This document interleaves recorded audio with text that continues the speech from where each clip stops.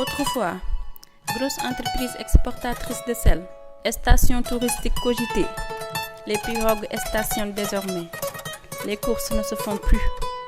La haute montée prend place. Le lac rose n'est plus rose. Il a perdu sa couleur. L'hivernage a tout détruit. Le sel qui était dune se compte maintenant par graines. Et les travailleurs se voient perdre espoir. Quel avenir pour le lac? Bon, les difficultés notées au niveau de l'extraction du sel sont dues depuis l'année dernière, surtout dans la nuit du 21 au 22 août 2022. On a noté l'arrivée de beaucoup d'eau issue des drainages des eaux de la banlieue dakaroise, de la banlieue de Rufisquoise, des zones comme Kounoun, Kerndiaïlo, Sangalkam, Bambilor. Toutes ces zones-là ont drainé leurs eaux pluviales vers le lac Rose, ce qui a causé vraiment d'énormes problèmes aux gens qui pratiquent l'exploitation du sel. Parce que tout le monde sait que bon, y a un canal naturel qui alimentait le lac depuis belle lurette, mais ce canal en général, c'était seulement les eaux de ruissellement. Et maximum, ça a coulé 2 ou 3 jours. C'était un petit canal, et si ça coulait, les voitures passaient. Mais l'année dernière, ce qu'on a noté l'ouverture du canal sur presque une largeur de presque 200 mètres, avec une profondeur de presque 5 mètres. Or, auparavant, c'était moins de 3 mètres de large et moins de 1 mètre de profondeur.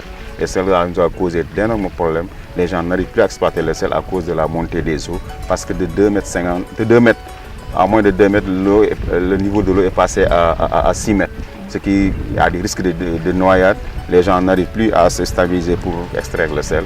Vraiment, voilà, tout le monde a constaté que vraiment le site du lac Rose, c'était un site à protéger par les autorités, mais pas un site à transformer en bassin de rétention. Parce que tout au long du canal, il y a des lotissements. Et tous ces lotissements-là, c'était des étangs, des réserves d'eau. On a tout remblé, on a construit. Donc, ce surplus d'eau-là, le lac ne peut pas accueillir toutes ces eaux, raison pour laquelle on a, depuis 1 an, vraiment, tout le monde est au chômage, les gens n'arrivent plus à extraire le sel et vraiment c'est un lourd manque à gagner pour les populations qui n'avaient que cette activité pour survivre. Malgré qu'il ait perdu sa couleur habituelle, le lac reste toujours une destination trop prisée par les visiteurs. Oui, apparemment, ça a dû, avec des inondations, le niveau de sel, etc., qui a changé durant les années. Donc, ça nous met à penser, parce qu'on avait justement le réflexe que il y a des choses qu'on peut voir aujourd'hui et après 1 ou 3 ans ou 5 ans disparaissent. Donc ça fait penser aussi donc à des phénomènes naturels qui se font. Donc ça fait penser partout dans le monde qu'il faut préserver ce qu'on a. Donc aujourd'hui il n'est plus rose, malheureusement. Il y a une explication, il y a une logique, mais il faut apprendre de ce phénomène pour le futur. Donc ça fait quelque chose, mais néanmoins ça vaut la peine de venir visiter ici. Ça ne vous décourage pas? Non, pas du tout. Au contraire, on apprend en même temps. On manque quelque chose parce qu'on ne voit pas comme il était, mais en même temps, on apprend pour le futur.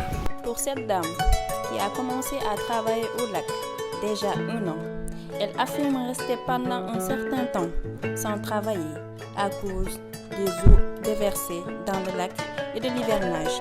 Pendant tout ce temps, elle faisait d'autres activités dans le marché, mais avec la reprise, elle est revenue, car ce qu'elle peut avoir au lac comme revenu, elle ne peut l'avoir ailleurs pour subvenir aux besoins de sa petite famille.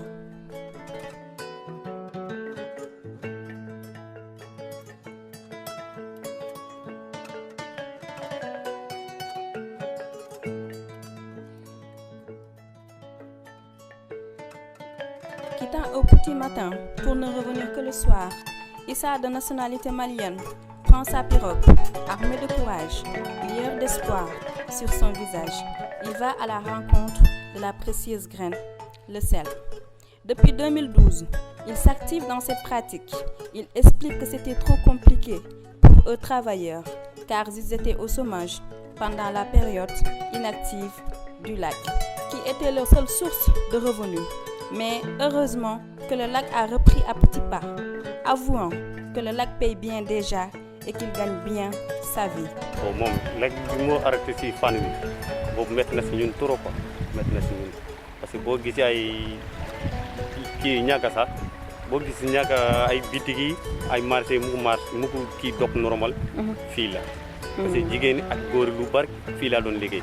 mais bii nii boo ko arrêté am na ay ñett kii juróom jun wala ay 5 jun yëpp day perdre fii yëpp day toog du liggéey Da- du am dara yëpp mu toog rek amul liggéey amul dara mais bii ni boo dog normal yëpp dina am tuuti lu mu yàqu dina am 1000 francs wala 2000 boobu moo gën a basi toog. Quand Issa prend sa pirogue, il se donne tout pour apporter plus de sel que possible. C'est un défi quotidien pour lui-même. En partant, il applique de la beurre de karité partout sur le corps pour se protéger de l'effet que peut avoir le sel sur lui. Malgré que les conditions ne soient pas réunies, car l'État ne les a pas appuyées, les techniques d'exploitation du sel sont à revoir. Il dit, c'est un travail intelligent que toute personne peut faire, mais ça demande beaucoup plus de tactique. De 9h à 18h dans l'eau, parfois on peut revenir avec 10, 15 à 20 bassines. Cela dépend tout simplement de la montée des eaux, car si le lac est assez profond, ce sera trop difficile de faire sortir le sel. Bon, l'Agro Sel faisait 60 000 tonnes de sel destiné à la consommation locale, mais 75% du sel du Lagros était destiné vers l'exportation, vers les pays de la sous-région comme la Côte d'Ivoire, le Bénin, le Togo, le Niger, les deux Guinées, le Mali. Tous ces pays s'approvisionnent du sel à partir du Sénégal et particulièrement ici au niveau du Lagros. Donc, raison pour laquelle il y a un manque énorme de sel au niveau de ces pays-là, parce que le Lagros faisait 60 000 tonnes et ça fait un an, le Lagros n'a même pas produit 30 tonnes de sel, donc c'est un problème au niveau de ces pays. Même au niveau du Sénégal, on a noté que le sel est devenu plus cher parce que le sac de sel qui coûtait 500 francs coûte présentement 2500 ou 3000 francs CFA. Triste mais vrai, car même si le lac a repris timidement son exploitation du sel et qu'on voit de l'espoir sur certains visages qui étaient crispés, d'autres ont toujours les mains liées, vu que le jet de sel ne semble pas être satisfaisant. La couleur du lac, qui devient verte, risque de ne plus attirer en masse les touristes et visiteurs. Pourtant, ce lac est une destination qui multiplie les billets de plusieurs entrepreneurs. Quel est l'avenir du lac Rose, cependant, qui est le deuxième lac le plus salé du monde?